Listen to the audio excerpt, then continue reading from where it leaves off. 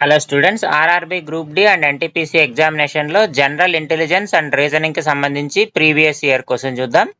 If Z is the paternal uncle of X, ఇది blood relation నుంచమ్మా. Z అనేటువంటి ఒక వ్యక్తిని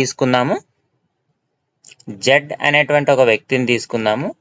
సో ప్యాటర్నల్ అంకుల్ అంటే ఇతను మనకేమవుతాడు? మేల్ అనమాట. సో జెడ్ మేల్ అవుతుంది. జెడ్కిను ఎక్స్కి ఉన్నటువంటి రిలేషన్ ఏంటి? Paternal uncle. అంకుల్ అంటే బాబాయ్ అవుతాడు తెలుగులో మనకి. ప్యాటర్నల్ అంటే తండ్రి వైపు అని. సో కాబట్టి జెడ్ అనే వ్యక్తి ఎక్స్కి బాబాయ్ అవుతాడు. And Y is the mother of X అంటే వై ఫీమేల్. ఎక్స్కి ఉన్నటువంటి రిలేషన్ ఏంటి? Y is the mother of X.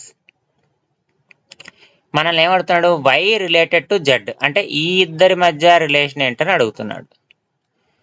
So ఎక్స్కి బాబాయ్ జెడ్ అంటే వై యొక్క హస్బెండ్